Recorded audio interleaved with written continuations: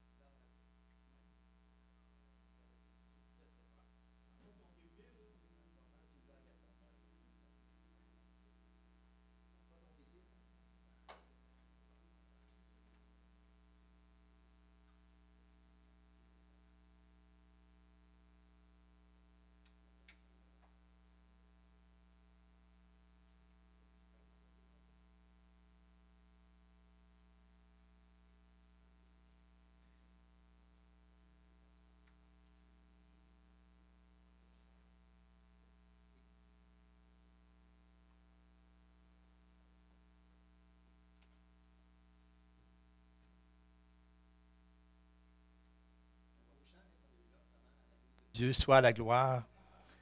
Alors, oui, là, ça fonctionne bien. Hein? On va faire oui dans le dos, là. Bon matin, bon dimanche. Alors, je ne sais pas si vous en souvenez, en tout cas les plus vieux ici s'en souviennent, c'est sûr. Hein. Dans les années 60, il y avait une chanson qui était très, très populaire et ça disait ceci, tout le monde veut aller au ciel, oui, mais ouais, personne ne veut mourir. Hein. On ne veut pas abandonner nos biens. On voudrait tout avoir le paradis au bout de nos jours, mais on ne veut pas délaisser nos biens. Alors, surtout ceux qui sont bien nantis, hein, qui ont beaucoup de biens d'accumuler, puis la grande carrière, tout ça, qui ont beaucoup de projets. Ça, là, c'est beaucoup plus difficile. Là. Et puis, pour ceux qui sont dans des grosses épreuves, ben, eux autres, ils ont presque hâte que le Seigneur vienne les chercher. Mais, et d'autant plus aussi que si les gens n'ont pas l'assurance d'être avec Dieu, là, s'ils n'ont pas bien compris le salut, ben là aussi, là, ça, il y a comme une peur, là aussi, une insécurité. Alors oui, c'est ça, on ne veut pas mourir, on ne veut pas délaisser nos biens. Et dans Matthieu 16, Matthieu 6, 21, Jésus dit, hein, car là où est ton trésor, là aussi sera ton cœur. Alors, si mon trésor est dans les biens de ce monde, tout ça, ben mon cœur va être là. Et si mon cœur est là, ben mon cœur ne sera pas à Dieu. Tu sais, ça va me détourner des choses de Dieu. Alors, c'est pourquoi il dit, hein, versets 24 et 25, nul ne peut servir deux maîtres. Parce que tous les biens, la richesse, ça devient comme un maître dans nos vies, ça. Alors, car où il haïra un et aimera l'autre, ou il s'attachera à un et méprisera l'autre, vous ne pouvez servir Dieu et Mammon. Mammon, ça veut dire là, les richesses, les biens terrestres. Alors, on est comme dominé, on peut être dominé par les biens quand on s'attache, on a un attachement, puis ça peut nous dominer toute notre vie. Et le verset 25, il dit, c'est pourquoi je vous le dis, ne vous inquiétez pas pour votre vie, de ce que vous mangerez, ni de votre corps, de quoi vous serez vêtu. La vie n'est-elle pas plus que la nourriture? Et le corps qui est plus que le vêtement? Au verset 33, ça nous dit, cherchez premièrement le royaume et la justice de Dieu. Et toutes ces choses vous seront données par-dessus. Il y a comme une promesse, hein, si je cherche vraiment le royaume et la justice de Dieu, ce qui plaît à Dieu, eh bien, ce que Dieu s'attend de moi, eh bien, il va pourvoir à ce que j'ai besoin. Alors, et Jésus ici, en cette époque-là, il y avait Jésus a repris souvent les pharisiens en disant qu'ils étaient avares. Et puis, ils aimaient posséder, puis c'était un piège pour eux vraiment. Puis Jésus met en garde ses disciples hein, de ne pas tomber dans ce piège-là. Et comme par exemple, les pharisiens avaient tellement le désir de posséder et de s'enrichir que Jésus les reprend sur un commandement de la loi quand Jésus dit, la parole de Dieu dit, tu honoreras ton père et ta mère. Hein. Ça veut dire qu'une fois que tu es rendu adulte, tu dois faire part de tes biens aussi pour les soutenir, tes parents, là, qui eux t'ont soutenu dans ton enfance. Alors, mais si les pharisiens, eux qui aimaient la richesse et posséder des biens, plutôt que de partager leurs biens hein, pour prendre soin de leurs parents, eh bien, ils disaient, ben moi, là, je ne peux pas parce que je l'ai offert à Dieu. Tu sais, mes biens, là, quand ça dit, je je l'ai comme désigné pour une offrande à Dieu. Ça veut dire que ben moi, je l'ai réservé c'est parce que c'est comme si Dieu en a besoin et pour les garder dans sa maison puis d'en profiter de leurs biens. Alors que souvent, leurs parents étaient négligés. Là. Eux, il y avait le confort, le luxe, puis leurs parents étaient dans la disette, dans le besoin. Alors, ça, c'était vraiment très, très mauvais. Alors, Jésus, il le reproché sévèrement. D'autant plus que c'est des gens qui se disaient comme des modèles dans la société, des modèles comme dévotion, comme piété religieuse, hein, piété envers Dieu. Et puis, il s'en allait tout à fait contraire. Il se trouvait toutes sortes de moyens là, pour contourner l'esprit de la parole de Dieu, des commandements de Dieu. Là. Alors, c'est ça. Alors, donc, ici, ben, Jésus, il met en garde ses disciples là, du problème hein, du cœur, de nos pensées de l'homme hein, vers les richesses. Ça, c'est donc, on est donc attiré par les choses de la terre et il faut faire attention. Parce que quand c'est ça notre trésor, ben, notre cœur va être là. Puis à ce moment-là, ben, notre cœur, il s'éloigne de Dieu. Alors, on continue. Dans Ésaïe 55, alors ce matin, on va parler du fondement du salut, puis je vais apporter ça d'une façon tellement claire, là, c'est impossible que quelqu'un ne comprenne pas. C'est important qu'on comprenne bien le salut parce que la pensée humaine est tellement différente des pensées de Dieu. Et dans toutes les religions de la terre, tout est axé souvent sur les mérites. J'ai écouté un documentaire l'hiver passé, je pense que ça s'appelait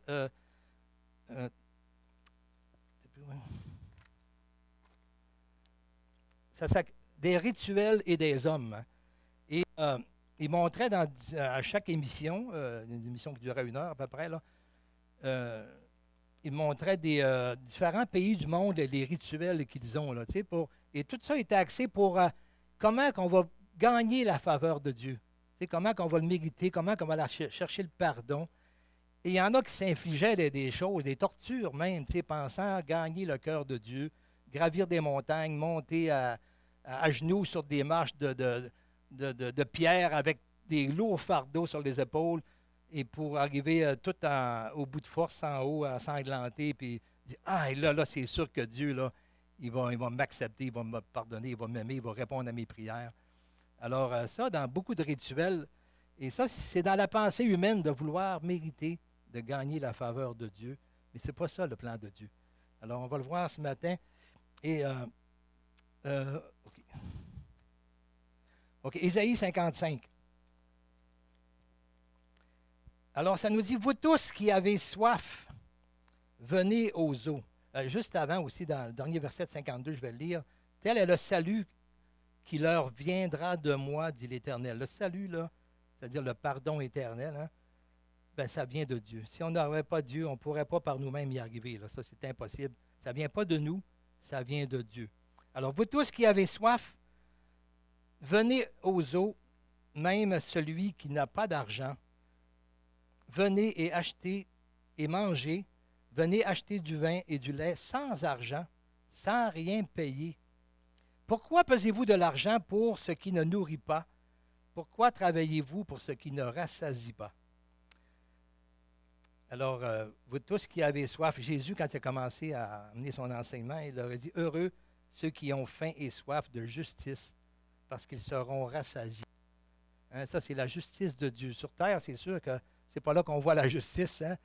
Surtout quand on parle des biens matériels et tout cela, ça s'appelle les richesses injustes. Alors, ceux qui sont plus riches, plus fortunés, ceux qui dominent souvent, profitent des pauvres et pour s'enrichir toujours davantage.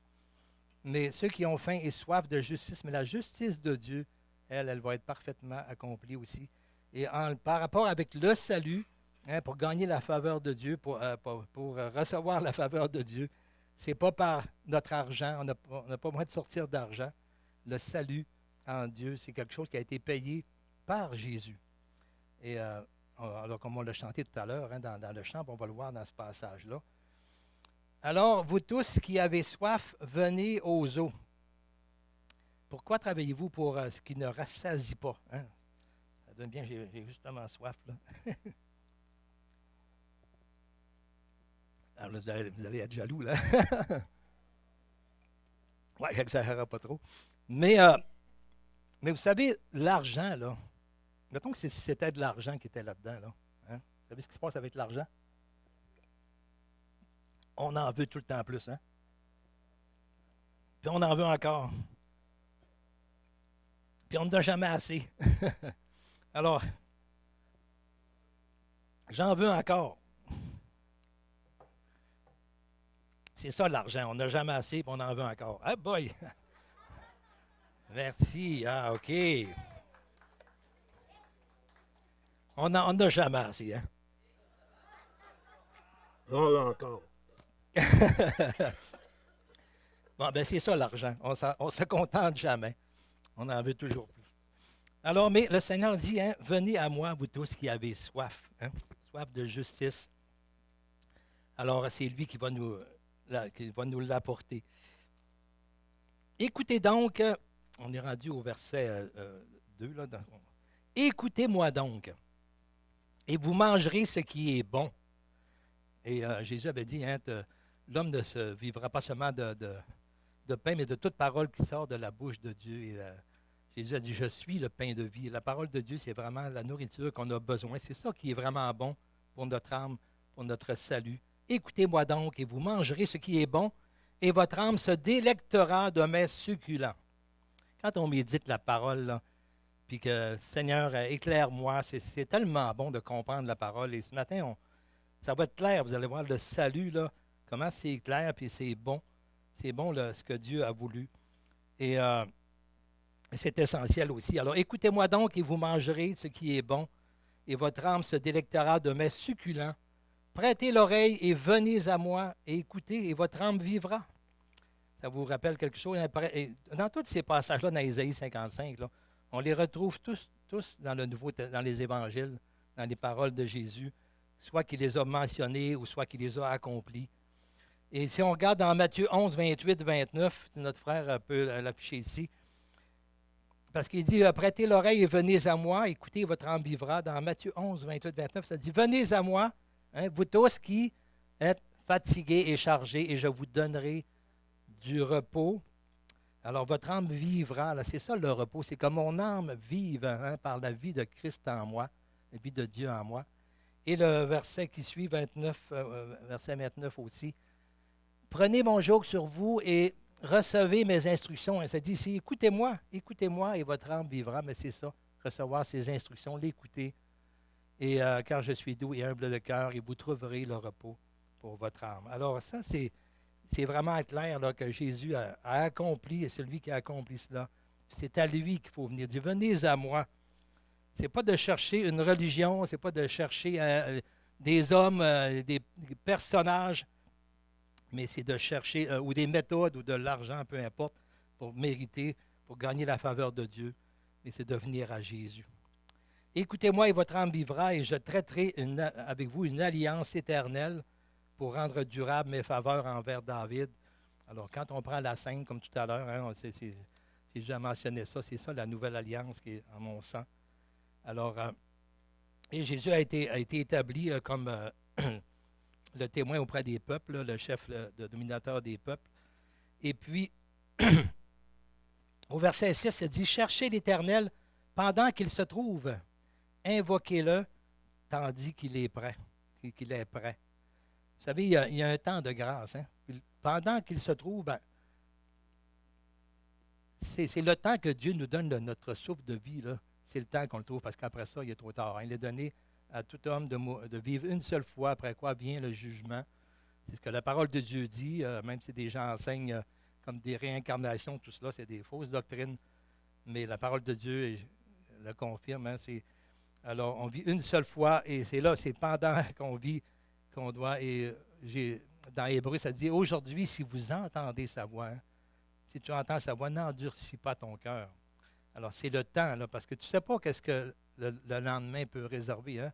Tout à l'heure, notre frère parlait justement de deux jeunes là, qui sont décédés, un petit jeune un de 25 ans, puis l'autre 13 ans, je pense. Là, ne s'attendait pas à ça du tout. Là. Alors, nous, on ne sait pas du tout, même si on est en bonne santé, on ne sait pas qu'est-ce que nous réserve le lendemain. Alors, s'assurer vraiment de chercher l'Éternel, invoquez-le, et sauve-moi, Seigneur. À notre frère, la semaine passée, il en a beaucoup parlé de ce témoignage-là. Sauve-moi, Seigneur. Et que le méchant abandonne sa voie et l'homme d'iniquité ses pensées, qu'il retourne à l'Éternel qui aura pitié de lui, à notre Dieu, qui ne se lasse pas de pardonner. Ici, on voit la repentance. Hein. La repentance, c'est pas juste un regret. Là. Je regrette, j'ai fait ça.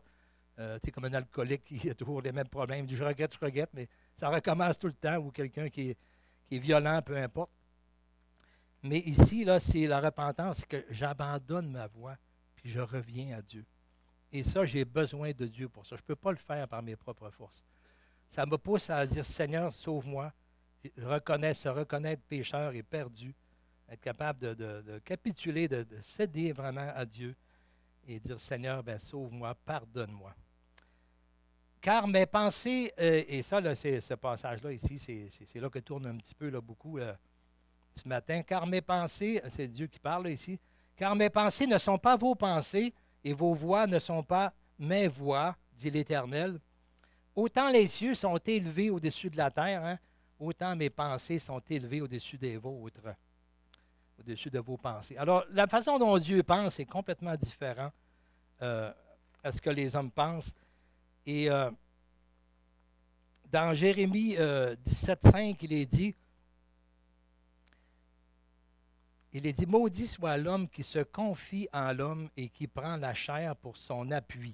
Hein, quand il s'agit de notre salut de notre âme, là, se confier dans une personne, qui soit vivant, que ce soit des morts, par exemple, ben, ça, c'est la malédiction. Là. Ça veut dire que c'est pas le salut qui m'attend, c'est tout le contraire.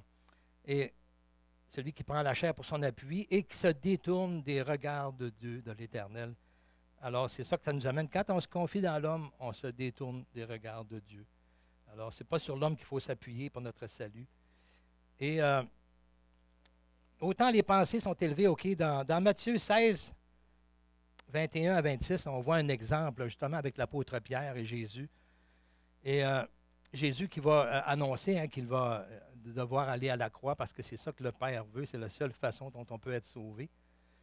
Alors, Matthieu 16, 21, dès lors, Jésus commença à faire connaître à ses disciples qu'il fallait qu'il allât à Jérusalem, qu'il souffrit beaucoup de la part des anciens, des principaux sacrificateurs et des scribes, ça, ce sont tous les chefs religieux de l'époque, là, et qu'il fut mis à mort et qu'il ressuscita le troisième jour. Alors, Jésus, il montre que c'est ça qui doit arriver. Mais on voit, ça, c'est la pensée de Dieu, hein, parce que c'est la seule façon de pouvoir obtenir le salut. Mais Pierre, il dit au verset 22, l'ayant pris à part, et Seigneur, viens ici un peu que je te parle là. Il se mit à le reprendre. Et Pierre s'est mis à reprendre Jésus.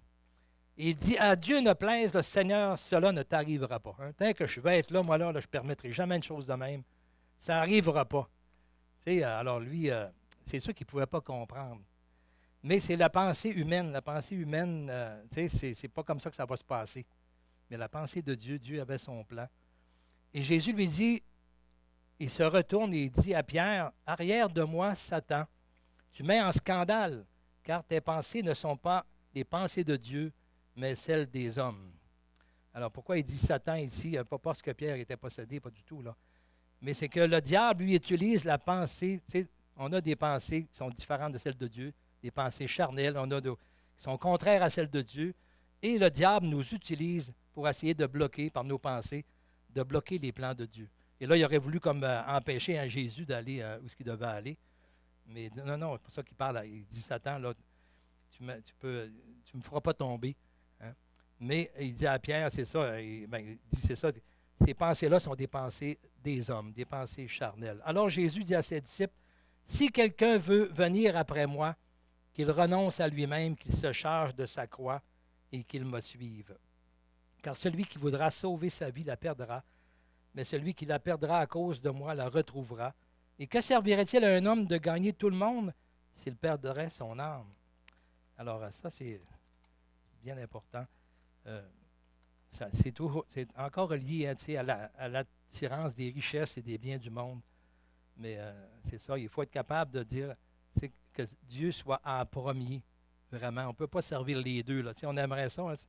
Et souvent, c'est ça dans les rituels des hommes, tout ça, les gens, dans la plupart des religions du monde, aiment avoir des objets religieux sur leur mur, tout ça, des objets ça va faire partie de leur adoration. Pourquoi? Parce que c'est simple, parce que l'objet, lui, il ne parle pas. Tu peux faire tout ce que tu veux dans ta maison, mais il ne te reprochera pas, puis il te parlera pas. Alors, c'est comme troquer Dieu là, pour, c'est ça, de l'idolâtrie. Hein. Ça pourrait être n'importe quoi. L'idolâtrie, c'est pas juste un animal, là. Que ce soit idolâtrie, que ce soit des personnes, que ce soit Marie, Pierre, peu importe, là, tout ça, là, c'est chaque fois qu'on ne se remet pas entièrement entre les mains du Seigneur pour son salut, puis qu'on met notre confiance dans des objets ou dans des personnes, eh bien, c'est de l'idolâtrie. Alors, dans Jean 3,16, hein, c'est un verset qu'on connaît bien, « Car Dieu a tant aimé le monde qu'il a donné son Fils unique, afin que quiconque croit en lui ne périsse point, mais qu'il ait la vie éternelle. » Alors, c'est ça, il a donné son Fils. C'est comme ça, il est venu payer à la place sur la croix pour nos péchés. C'est ça le moyen de salut. Ce n'est pas par d'autres moyens, par des idoles, par mettre notre confiance dans des personnes, etc. Alors, on va aller dans Ésaïe 53. On va commencer à 52, les versets 14 et 15. Ensuite, on va continuer à 53. Et remarquez bien ici, on voit vraiment ici que c'est Jésus à la croix qui est comme dépeint, là, qui est comme raconté. C'est tout à fait clair, là. Et ça, c'est vraiment plusieurs centaines d'années avant que ça arrive. Alors, il dit au verset 14 dans 52, « De même qu'il a été pour plusieurs un sujet d'effroi, tant son visage était défiguré, tellement son aspect différent de celui des fils de l'homme. » Jésus, quand il était sur la croix, hein, il a été couronné d'épines, on a frappé sur sa tête, on l'a fouetté, il était tout ensanglanté. Alors, on s'est vraiment moqué de lui, et puis après ça, on l'a amené, on l'a cloué sur la croix. Les fouets à cette époque-là, là, il y avait comme des billes de métal au bout. Là. Ça labourait la peau. Alors, il était tout ensanglanté lorsqu'il a été amené là, en jugement et sur la croix. Alors, c'est pour ça que tu as dit tellement, tellement son aspect différait d'une personne normale. C'était même plus reconnaissable. C'était même plus reconnaissable que c'était un être humain, autrement dit. C'est ça que ça dit, que son aspect différait de celui des fils de l'homme. Alors, qui a cru à ce qui nous était annoncé? Qui a reconnu le bras de l'Éternel? Le bras de l'Éternel, on le mentionne aussi dans le Nouveau Testament aussi. Et puis, c'est comme la force de Dieu. Hein, le bras, c'est comme la force d'un homme ou la force de Dieu. Et c'est ça, le Messie, c'est le bras de l'Éternel. Mais ici, il n'est pas venu dans la gloire au début. C'est pour ça que qui a cru à ce qui était annoncé? Qui l'a reconnu? Il s'est élevé devant lui, devant Dieu, comme une faible plante. C'est comme ça que Jésus a été lorsqu'il était sur terre pendant ces 3 années-là, et surtout en allant à la croix. Là. Comme un rejeton qui sort d'une terre desséchée, il n'avait ni beauté ni éclat pour attirer nos regards, et son aspect n'avait rien pour nous plaire. Alors ici, c'est quand il était sur la croix. Ce n'est pas nécessairement qu'avant ça c'était un agneau sans défaut quand même, il n'était pas touché par le péché. Mais ici, sur la croix, il était plus reconnaissable. Et son aspect n'avait rien pour nous plaire. Et les gens s'en détournaient, c'est ça. Ils se moquaient de lui sur la croix. Hein. Méprisé et abandonné des hommes, homme de douleur et habitué à la souffrance, il a été rejeté constamment là, par son peuple, par les chefs religieux. Alors, semblable à celui dont on détourne le visage, nous l'avons dédaigné, nous l'avons fait de lui aucun cas. Et cependant, ce sont nos souffrances qu'il a portées, c'est de nos douleurs qu'il s'est chargé. C'est spécial, hein? Tout le rejet. Quand on considère tout ça, là, comment il a été rejeté, mais c'est nos souffrances qu'il a portées. C'est nos douleurs par rapport à toutes les conséquences de notre nature pécheresse. Là. Et nous l'avons considéré comme puni, frappé de Dieu et humilié. Alors les gens se moquaient de lui et disaient, tiens, gars, c'est Dieu qui le punit, c'est là, pour ça qu'il est là. Alors, mais il était blessé pour nos péchés, brisé pour nos iniquités. Et le châtiment qui nous donne la paix est tombé sur lui. Hein, on est tous pécheurs et on est séparés de Dieu et on est voué au châtiment éternel sans venir à lui. Mais le péché mérite un châtiment, mais c'est seulement lui qui l'a accompli, qui l'a porté sur lui, ce châtiment-là. Et c'est par ces meurtrissures que nous sommes guéris. Ici, le mot guéri, ça va justement avec la conséquence du péché aussi. Nous étions tous errants comme des brebis. Chacun suivait sa propre voie. Dans Matthieu 9,36, on voit Jésus qui commence à aller à parcourir dans son ministère, là, puis il regarde la foule, puis il dit, Jésus fut ému de compassion en voyant la foule, parce qu'elle était comme des brebis qui n'ont pas de berger. Alors, on voit Jésus était vraiment cette personne-là qui est décrite ici. Alors, chacun suivait sa propre voie. C'est ça notre péché. Tu sais, c'est pas parce qu'on mettons, on a fait un mensonge ou telle chose. Là. Le problème, c'est qu'on suit chacun notre propre voie. Puis les conséquences, bien, ça mène tout le reste des péchés des autres qu'on fait, la violence, la haine, tout cela. Là. Mais on suit notre propre voie. Et l'Éternel a fait retomber sur lui l'iniquité de nous tous. Hein, on suit nos pensées et nos plans. Moi, pour moi, là, ça va être correct ce que je fais là. Et puis, j'ai fait telle chose, puis sûrement que je mérite mon ciel et tout cela. Mais c'est ça, c'est suivre sa propre voie, hein, ou la voie du cinéma, ou la voie de telle croyance religieuse. Alors, il a été maltraité et opprimé. Il n'a point ouvert la bouche, semblable à un agneau qu'on mène à la boucherie. C'est ça que ça fait un petit agneau quand on l'amène, là, il ne dit pas un mot. Une brebis muette devant ceux qui l'attendent, il n'a point ouvert la bouche. Verset 10, il a plu à l'Éternel de le briser par la souffrance après avoir livré sa vie en sacrifice pour le péché. Ici, plaire, ce n'est pas dans le sens de prendre plaisir à ça, mais c'est le seul sacrifice qui a pu convenir et être accepté de Dieu pour payer pour le prix de nos péchés. On ne pouvait pas le faire nous-mêmes. Alors, c'est pour ça qu'il dit, ça a plu à Dieu de le briser par la souffrance. C'était son plan. Après avoir livré sa vie en sacrifice pour le péché, il verra une postérité et prolongera ses jours. Et l'œuvre de l'Éternel prospérera entre ses mains. Entre ses mains. L'œuvre de Dieu, là, c'est entre les mains de Jésus. Ce n'est pas entre les mains des morts ou des... Hein, ils auront beau avoir une vie super exemplaire, Marie ou Saint-Anne, ou peu importe, des choses de même. Ni Pierre, ni aucun des apôtres, ni aucun homme. Mais l'œuvre de Dieu va prospérer entre les mains du Messie, de Jésus. À cause du travail de son âme, il rassasiera ses regards. Et par sa connaissance, mon serviteur juste justifiera beaucoup d'hommes. Il se chargera de leur iniquité, hein, de leur péché. C'est ça qu'il a fait sur la croix. Et c'est pourquoi je lui donnerai sa part avec les grands. Il partagera le butin avec les puissants. Parce qu'il s'est livré lui-même à la mort et qu'il a été mis au nombre des malfaiteurs. Il a été crucifié entre deux brigands, là, comme si c'était un malfaiteur. Et parce qu'il a porté les péchés de beaucoup d'hommes et qu'il a intercédé pour des coupables. Alors qu'on était pécheurs, un Christ est mort pour nous. Et intercédé, quand même quelque chose. Alors, j'ai presque terminé. Alors maintenant, la vie éternelle, là, ça ne se gagne pas. C'est clair ici, là, ça ne se gagne pas par nos œuvres, par nos efforts, par de l'argent, par des aumônes, par des dons. On ne fait pas ça pour gagner notre ciel. Ça ne se mérite pas, ça ne s'achète pas. Si ça aurait pu se faire, Jésus ne serait pas venu mourir sur la croix. Dieu il a livré son propre Fils, son Fils unique, pour venir mourir sur la croix, parce que c'est le seul sacrifice qui a été comme agréé de Dieu pour payer pour nos péchés. Alors, c'est une bonne nouvelle, ça, parce que sinon, hein, ça irait au mérite, ça n'aurait pas de sens. Là. Mais toute personne, même qui n'a pas d'argent, qui n'a rien, peut venir à Jésus, demander pardon, se tourner vers lui. Puis le Seigneur, bien, son salut a été accompli par Jésus. Ça, c'est une bonne nouvelle. Romains 6, 23, car le salaire du péché, bien, c'est la mort éternelle. Mais le don gratuit de Dieu, c'est la vie éternelle en Jésus-Christ, notre Seigneur. C'est gratuit. Pour nous, c'est pour prix de notre foi, hein, nous dit dans l'Épître de Pierre, c'est de croire que c'est pour ça qu'il est mort, c'est pour moi, que j'étais pécheur, moi aussi, et perdu. Je le crois. Je dis, Seigneur, pardonne-moi et sauve-moi. Alors ça, c'est ça mon prix à payer. Hein. C'est juste de croire ce qu'il dit, de l'écouter, de croire.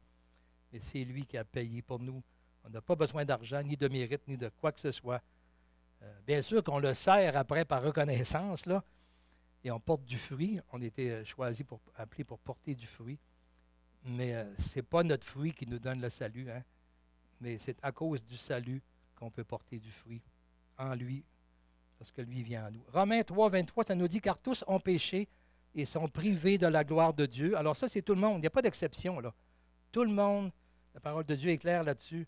Il y a des gens qui disent que telle personne était sans péché, comme par exemple le culte à Marie, ça repose beaucoup là-dessus. Mais Marie elle-même a reconnu, elle s'est reconnue comme besoin d'un sauveur. Elle a reconnu sa bassesse, elle a reconnu qu'elle était pécheur aussi. Alors tous ont péché.